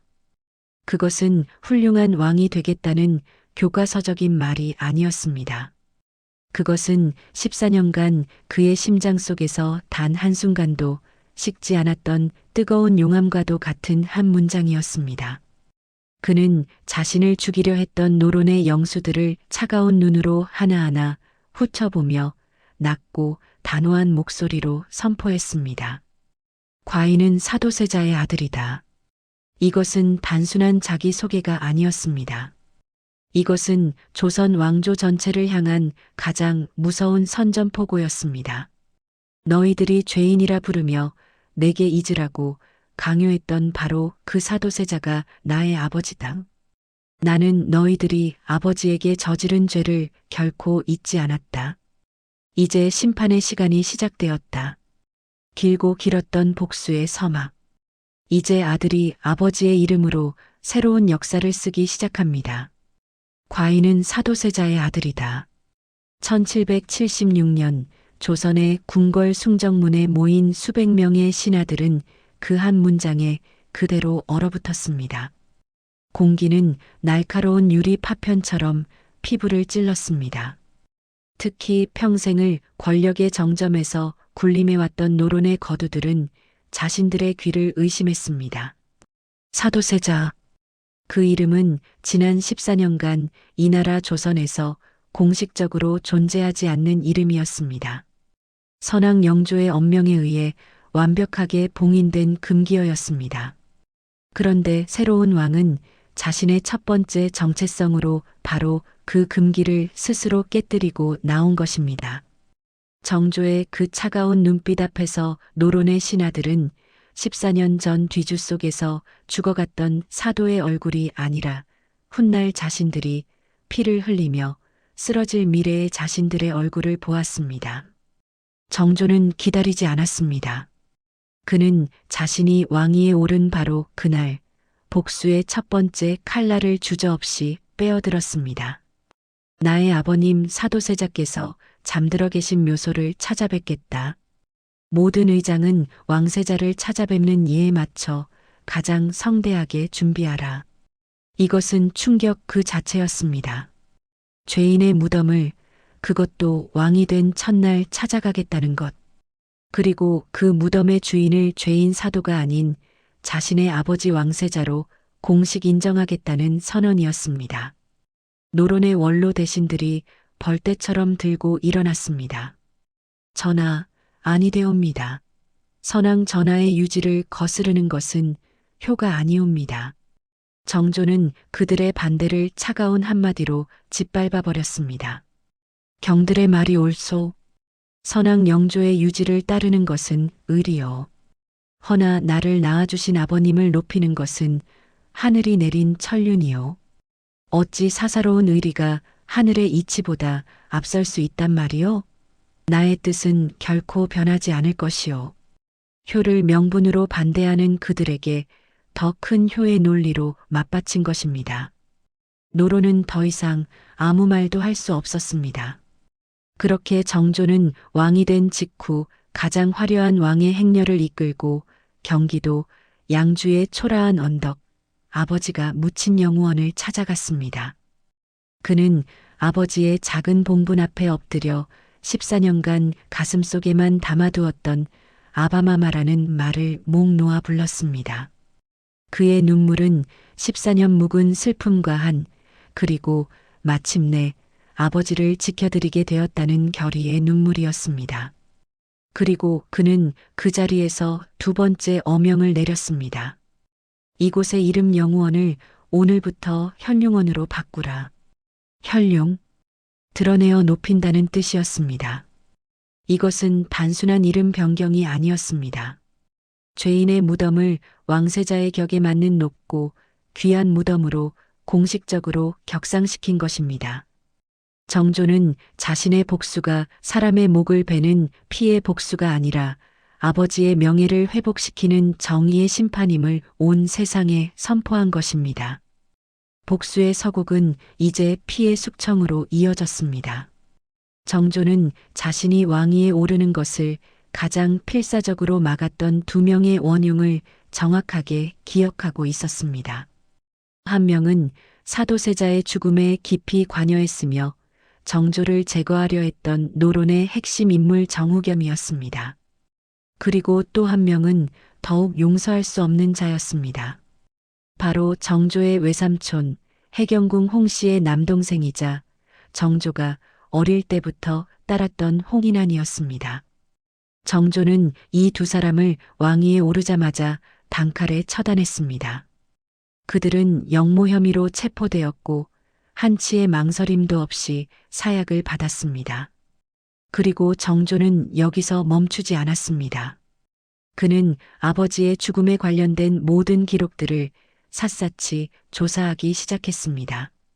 아버지를 죽음으로 몰아넣은 도화선이 되었던 그 나경원의 고변, 그 배후에 누가 있었는지를 집요하게 파고들었습니다. 그 결과 당시 영의정이자 노론의 영수였던 김상로를 포함한 수십 명의 노론 핵심 관료들이 이 음모에 가담했다는 사실을 밝혀냈습니다.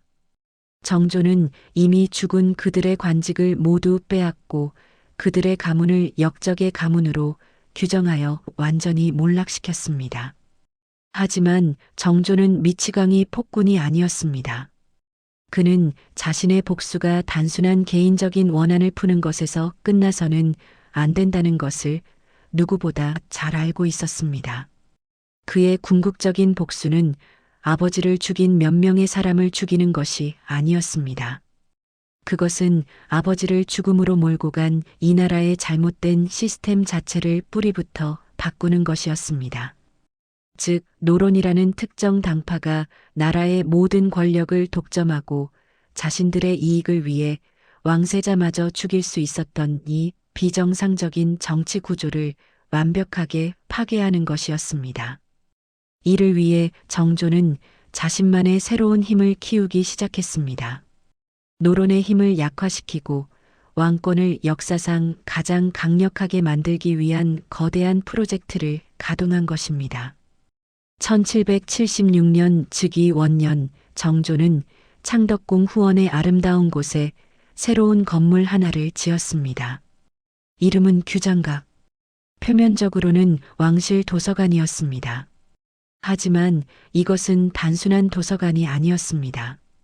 이것은 정조의 친위 학술 연구기관이자 개혁 정책의 싱크탱크였습니다. 정조는 기존의 노론 명문가 출신이 아닌 재능은 있지만 가문이 미천하여 등용되지 못했던 젊고 총명하며 개혁에 목말라 있던 젊은 피들을 전국에서 불러 모았습니다. 박제가, 유득공, 이덕무 같은 서울 출신의 천재들이 바로 그들이었습니다. 정조는 이 규장각 학사들에게 엄청난 특권을 주었습니다. 그들은 밤낮으로 정조와 함께 학문을 토론하고 나라의 새로운 정책을 구상했습니다. 규장각은 정조의 개혁을 뒷받침하는 강력한 두뇌 집단이 되었습니다. 두뇌가 준비되었다면 이제는 주먹이 필요했습니다. 1785년 정조는 기존의 군대와는 전혀 다른 오직 왕에게만 충성하는 새로운 친위 부대를 창설했습니다. 이름은 장용령. 장용령은 조선 최고의 정예 군사들로 구성되었습니다. 그들은 최신 무기로 무장했고 가장 혹독한 훈련을 받았습니다. 그리고 그들의 총사령관은 바로 왕 정조 자신이었습니다. 정조는 밤낮으로 군사훈련을 직접 주관했습니다. 그는 아버지에게 물려받은 천재적인 활쓰기 실력으로 신하들 앞에서 신기에 가까운 무예를 선보이며 군사들의 충성심을 이끌어냈습니다. 규장각이라는 두뇌와 장용령이라는 주먹, 양손에 세상에서 가장 강력한 무기를 쥔 정조. 그는 이제 아버지의 명예를 완벽하게 회복시키고 자신이 꿈꾸는 새로운 조선을 건설하기 위한 가장 거대하고 가장 야심찬 마지막 프로젝트를 시작할 준비를 마쳤습니다. 그것은 바로 아버지의 무덤을 조선에서 가장 좋은 명당으로 옮기고 그 무덤을 중심으로 새로운 도시를 건설하는 전무후무한 계획이었습니다. 1789년 정조는 조선 왕조 전체를 뒤흔드는 파격적인 결정을 내렸습니다. 아버지 사도세자의 무덤 현룡원을 기존의 양주 땅에서 조선 최고의 명당으로 손꼽히던 수원으로 이장하겠다는 선언이었습니다. 이것은 한양에 집중되어 있던 조선의 중심을 남쪽으로 옮기려는 거대한 국가 개조 프로젝트의 첫삽이었습니다. 수원은 지리적으로 조선의 한가운데에 위치한 교통과 국방의 요충지였습니다. 정조는 이곳 수원을 노론의 입김이 닿지 않는 자신만의 새로운 정치적 기반으로 삼으려 했습니다. 하지만 이 모든 정치적 경제적 계산의 가장 깊은 곳에는 오직 하나, 아들의 지극한 효심이 자리 잡고 있었습니다. 아버지, 그들은 아버지를 가로세로 한 뼘밖에 되지 않는 비좁고 어두운 나무 상자 속에 가두어 죽였습니다. 소자, 이제 아버지께 이 조선에서 가장 넓고 가장 빛나는 가장 안전한 집을 지어 올리겠나이다. 정조는 아버지의 무덤을 중심으로 그 무덤을 영원히 지킬 세상에서 가장 견고하고 가장 아름다운 성을 건설하기로 결심했습니다. 이것이 바로 유네스코 세계문화유산 수원 화성의 시작이었습니다. 화성의 건설은 불가능에 가까운 도전이었습니다. 둘레 5.7km, 면적 130만 제곱미터에 이르는 거대한 성곽. 하지만 정조는 다른 길을 선택했습니다. 그는 이 거대한 프로젝트를 자신의 개혁 사상을 실현하는 실험 무대로 삼았습니다.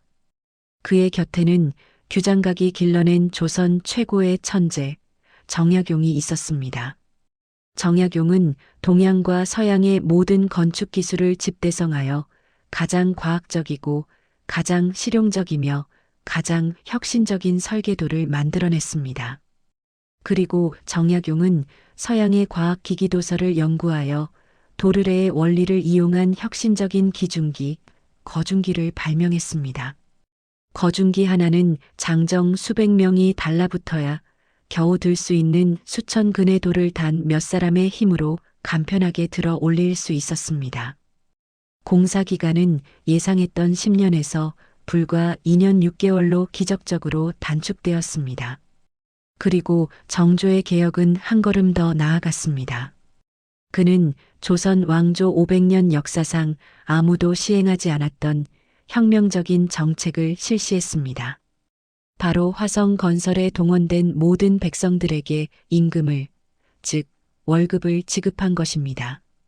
이전까지 나라의 모든 대규모 공사는 백성들의 강제 노동으로 이루어졌습니다. 하지만 정조는 백성의 노동력은 나라가 공짜로 쓰는 물건이 아니다라고 선언했습니다. 그는 국가의 예산을 투입하여 모든 인부들에게 정당한 노동의 대가를 지불했습니다. 심지어 무더운 여름에는 더위 수당을, 추운 겨울에는 방한용품을 지급했습니다. 1796년 공사를 시작한 지 2년 6개월 만에 수원 화성이 마침내 그 웅장한 위용을 드러냈습니다. 그것은 단순한 성이 아니었습니다.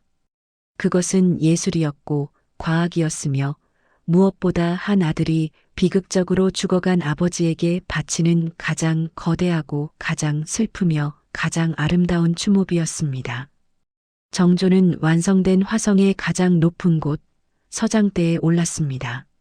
그는 자신이 창조한 새로운 도시와 그 도시의 중심에서 평화롭게 잠든 아버지의 무덤 현흉원을 말없이 내려다보았습니다. 그의 나이 45세. 그는 왕위에 오른 지 20년 만에 마침내 자신의 평생의 과업을 완성한 것입니다. 그는 아버지의 명예를 완벽하게 회복시켰습니다. 죄인이었던 아버지를 장원이라는 존호를 올려 왕세자로 복권시켰습니다. 그는 아버지를 죽였던 노론의 힘을 완벽하게 제압했습니다. 규장각과 장용령, 그리고 수원 화성이라는 자신만의 강력한 기반을 모두 손에 넣었습니다. 이제 정조의 개혁 정치와 그가 꿈꾸던 강력한 왕권을 가로막을 수 있는 것은 아무것도 없어 보였습니다. 그는 조선의 절대 군주이자 가장 위대한 개혁 군주로서 그 정점에 우뚝 섰습니다. 하지만 운명은 잔인했습니다. 1800년 6월 정조의 나이 49세. 조선은 역사상 가장 빛나는 르네상스의 정점에 서 있었습니다. 수원 화성은 왕의 강력한 의지와 백성의 희망을 담은 채 남쪽에서 웅장하게 빛나고 있었습니다. 그런데 바로 그 정점의 순간에 조선의 가장 빛나던 태양은 너무나도 갑작스럽게 그리고 너무나도 허무하게 사라져버렸습니다. 1800년 초여름 정조는 종기를 앓기 시작했습니다. 등과 얼굴에 난 작은 피부 질환이었습니다. 처음에는 아무도 이것을 심각하게 생각하지 않았습니다. 하지만 이 작은 종기는 이상할 정도로 낫지 않았습니다. 오히려 날이 갈수록 점점 더 악화되었습니다. 고름은 더 깊어졌고 열은 끓어올랐습니다. 궁궐의 모든 어이들이 달라붙었지만 왕의 병세는 속수무책으로 깊어졌습니다.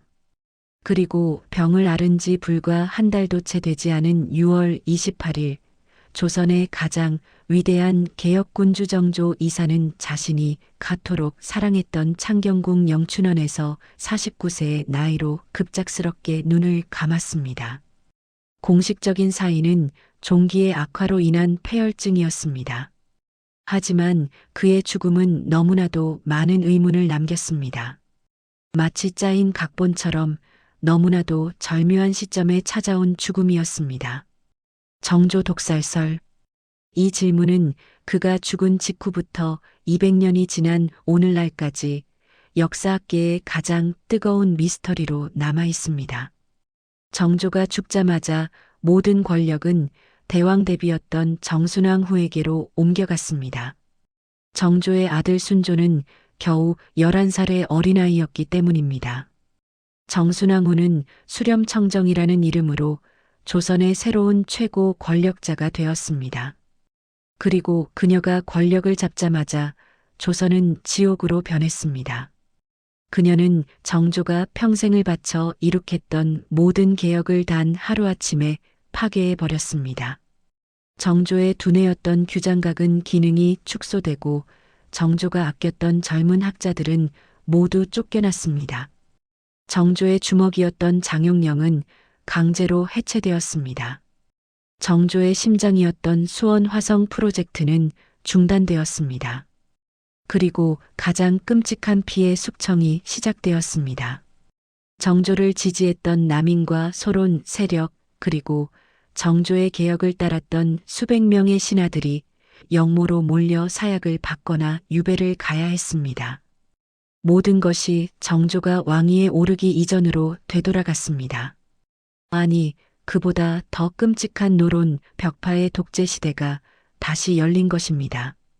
정조의 죽음이 암살이었는지 자연사였는지를 증명할 수 있는 결정적인 증거는 아직 발견되지 않았습니다. 하지만 한 가지는 분명합니다. 그의 죽음으로 인해 한 시대가 가장 빛나는 순간에 완벽하게 끝났다는 것입니다. 조선이 스스로 근대화의 문을 열 수 있었던 마지막 기회가 사라졌다는 것입니다.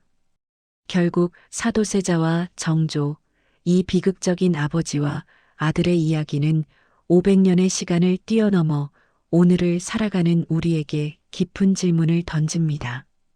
우리는 기대라는 이름으로 혹은 사랑이라는 이름으로 가장 가까운 이들을 보이지 않는 뒤주 속에 가두고 있지는 않은지, 한 인간의 상처와 결핍이 어떻게 그 다음 세대에게 되풀이되고 그것이 한 개인의 삶을 넘어 한 역사 전체를 바꾸어 놓을 수 있는지를, 가장 비극적인 왕세자 그리고 가장 위대했던 그의 아들, 두 사람의 이야기는 그렇게 우리 가슴 속에 영원히 지워지지 않는 슬픔이자 동시에 결코 잊어서는 안 될 역사의 교훈으로 남아 있습니다.